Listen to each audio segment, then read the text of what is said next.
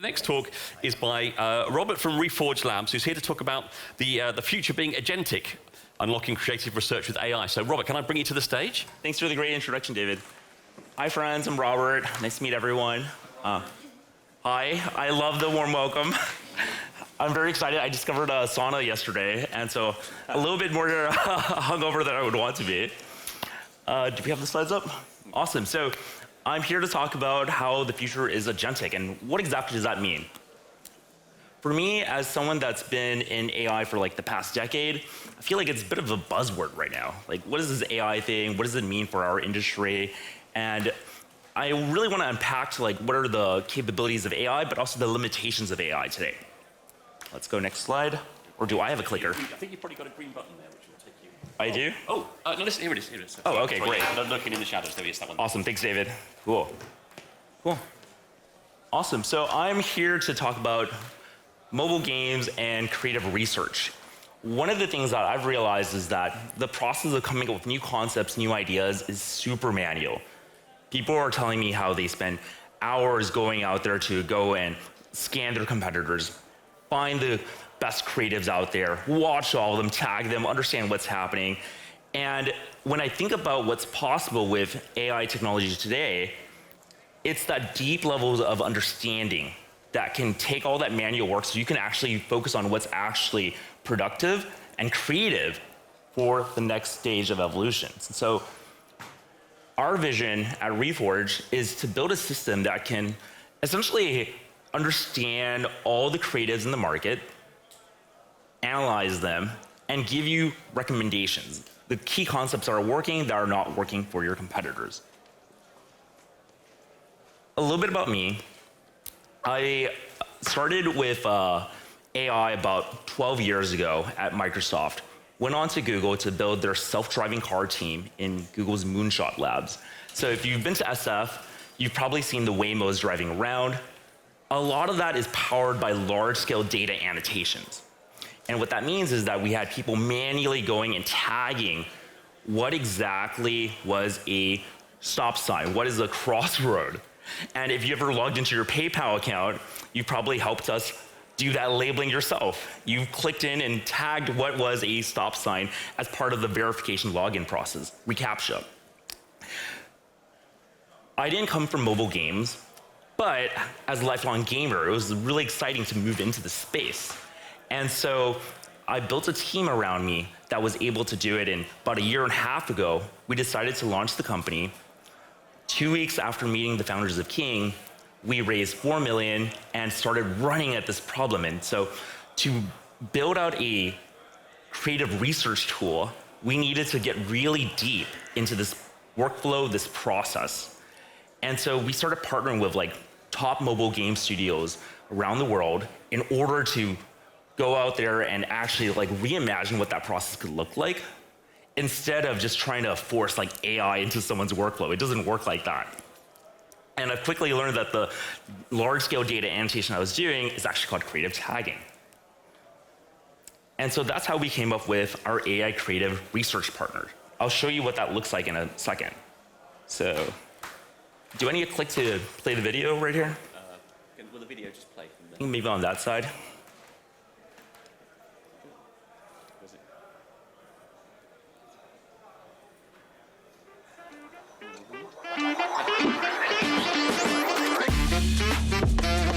So what you're going to see is a couple of the key use cases that we've discovered. Searching for video ads.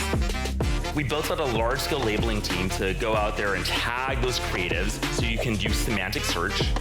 You can analyze your competitors instead of like just trying to scan through, tag, and understand what folks are doing. We're able to give you deep-level analysis by network, by geography, into what concepts are working. So looking at top performers, mid performers, low performers, you're gonna see a really big difference. Generate, we don't do any sort of creative production. We just stop and making creative brief. And just like how ChatGPT helps you figure out what kind of email draft works best, you're gonna go in there and customize it a little bit. This is what that process could look like. This is an early build. And so we've been building this product in stealth for like the past year. And we just launched like 2 weeks ago, so I'm really excited for that. I'll talk to you like what these like actual points mean, because I know that video was super fast. But that first feature that we've seen, these are just a couple of the key use cases that AI that's watched every single video creative out there and has tagged them for the emotional understanding, chapterized the video so that you understand the hooks. You can really do an in-depth analysis of like, hey, actually, my competitors are looking at these specific concepts, and it's not just an ASMR concept, there's a little twist to it, and they're testing it in the Philippines, they're testing this concept in Brazil, and actually, 2 of those concepts, they didn't work, they didn't start to scale them in tier 2 markets, but one of them did, and you can get ahead of those learnings. 2, answering things in depth. You know, one of the popular use cases I saw was like, instead of looking for a creative by name or by the publisher or the studio that made that game, sometimes you just want to see examples of what gold coins look like in other games. And by typing in, hey, I want to see examples of gold coins, because our AI has watched through all those videos and tagged them, you can now surface up all those videos very quickly. You can surface up things that are scary, or hey, show me funny ads, or show me things with this specific thing in it and how they might have been used for this particular market, for this particular network. And we correlate that with some sort of signal. In the case of competitors, third-party signals, probably impression or estimates of impressions. But with internal data, we can start to correlate that with your own metrics of success. So day 7, you can look at your monetization metrics, your retention metrics, and start to see like, okay, what is a good ad? And that analysis at depth is really interesting because, for example, I've been getting a ton of these like Royal Match ads, like everywhere. Some of them, actually all of them, have like a king in peril. This king, he's about to get eaten by like this giant snake. But what differentiates that from like the very top 10% and the bottom 10%? I was curious. I asked our AI, and it was able to tell me that, you know, the top performers, yes, they're all king in peril, but the very top ones had a reaction on the like king's face that you knew like, oh shit, he's in trouble. Like, and I can do something about it. There's a possibility for me to action on that.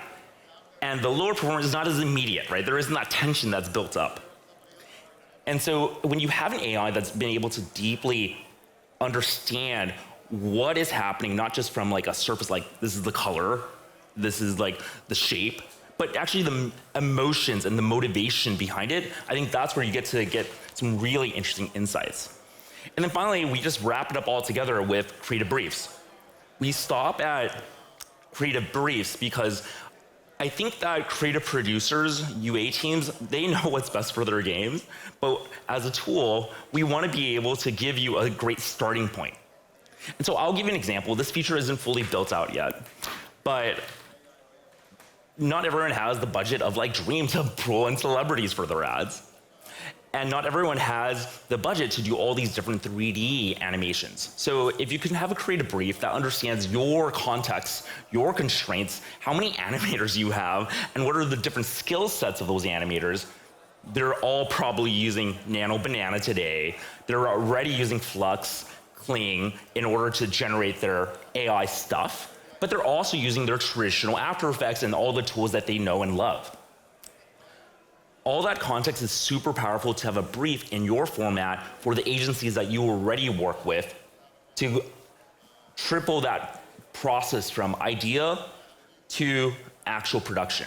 And so that's where I see the limitations of where AI is today. AI can't solve all of our problems, and it's not going to be able to do that for a really long time, but it is a really great tool to ideate, analyze, synthesize information, and give you that starting point. So I would just recap.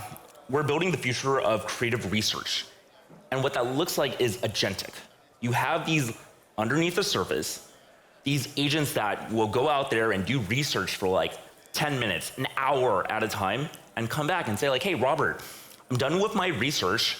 This is what I found are the top concepts that will get people to stop doom scrolling on TikTok. And these are a couple of things that you might want to try this week. Helping creative teams to figure out what's working and what to make next, that's the goal that we have. And we want you to not just understand the trends, but set their trends. Thank you, and would love to take your questions. Thank you very much. Great stuff. Great. We can get a mic to you. Does anyone have any questions in the audience? Oh, we've got one on the front row right here. Thank you. Thank you for the talk. Alp from Aalto University. Do you think the tool, the AI you made, can also help designers for design-based research or quantitative research, not just qualitative research, not just quantity-based research? Or help them design not by looking at the data, but also trying to find out why some, I don't know, human behaviors happens? Yeah, it's a really interesting question. It's actually all about what sort of data is available. So what's interesting about like ads and video ads in particular is that it's unlike like full feature films where, what is a good movie, right? Like, I really love the latest Marvel movie, my friends don't. And when I see that, it's like, it's very subjective. An ad, I can optimize for some sort of objective function, like impressions or click-throughs. So for a design, it's the same problem, right? Like, what is a good design? How do I know it's a good design? And unless you have like quantitative measure of success, it's hard to like chase after that. If you have some sort of proxy signal, and I know designers often do, we can go and optimize towards that things. But for us right now, we're very focused on this narrow use case of, hey, let's take in a ton of video ad creatives by network, by country, in order to optimize against, hey, how do I get high impressions for my particular game? And how do I understand what kind of concepts are working today and what could work next? Thank you. Yeah, appreciate the question. Great. Do we have any other questions? We've got a little time, so if, I've got a question for you, actually. And by the way, I didn't realize you were involved in Waymo. I went in one of those things in San Francisco. That's amazing, right? That's the future. Thank you, yeah. My mom was terrified when I took her one in 2016. Oh, right. And quickly she was just like, actually, this is so boring. The cars move so slow, you know? No, I thought it was incredible. And if anyone has a chance to go in a self-driving car, particularly that process in San Francisco, while I was driving around it, I was going, in 10 years' time, we won't believe that we let humans drive their own cars. This is what I thought. I'll make a plug. It's like 15 times safer than human. Yeah. But the threshold to go out there and go worldwide, like it's very, very high. Yeah, sure. Anyway, sorry, that was just, I didn't realize you were involved. So that was just an aside. I've got a question for you. I guess this is about the process. So the insights that you can get from what you're talking about is great, analyzing kind of competitors and other successful creatives online. If someone is working on a game right now, at what time in the process is this perfect to get involved in? Is it something that comes down the line when you're ready to spend on marketing, or should you be thinking about it right from the start so it can help you form your basic kind of, the basic game itself kind of thing? What's your insight into that? Yeah, it's really interesting. Like, next gen UA, like I talked a lot about our AI tool and what we've been building. Where in the process do you think about UA? You think about it from the very beginning, you think about it throughout live ops. And what I've seen in particular when I think about next gen UA is like, I spend about half my year in Asia where we have a large scale data labeling team. And particularly in Vietnam, where a lot of the studios there have been really able to scale up super fast because they've been thinking about creatives from the get-go. There's a lot of things you can do to optimize UA, but the creative side is actually where you get your advantage. And in a world where like you have Nano Banana or Sora 2 that helps you generate stuff, the thing that's going to differentiate you is like the ideas and the concepts. And so what a lot of these studios in Asia have started to do is that they've been testing games, quote unquote, because they built 2 of these games a week. They have half levels. And if the UA seems to work, then they start to build out the rest of the game. And so they go from, hey, let's copy this puzzle screw puzzle concept, and I'm gonna have a variation that is like horror. I'm gonna have a cozy type of game. I'm gonna have a 3D game, and if it works, I'm going to triple down on that. And that's worked out really well for a lot of the studios in Vietnam. That's interesting. So you think about it from the very beginning. You think about it when you're trying to scale. When you're trying to scale a lot of your creatives or often iterations on your winners, how do you replace those winners? That takes a lot of effort. But the way I think about it is like kind of throwing a dart onto a board. Once you throw that dart and it lands, your iterations are only going to move it up and down. You're going to find a local min or a local max, but you can't reach that global maxima. To do that, you really need to get a new dart and throw it at the wall. And finding those concepts that are winners, that's the really tricky part. So when you start to understand what's happening in the market, you yourself will come up with new ideas. Perfect. Thanks for the question. Now, I can see there's a question at the back. I had another one of my own, but well, let's get this. Hello, Robert, Juho. Hey, Juho. Hey, so massive data labeling exercise. You've done that before, but what did you learn this time around? What have been the most powerful signals that you've captured through that exercise? Yeah, I think like when you talk about powerful signals in data labeling, what I've learned now in mobile games as creative tagging is that you have two ways to think about tagging.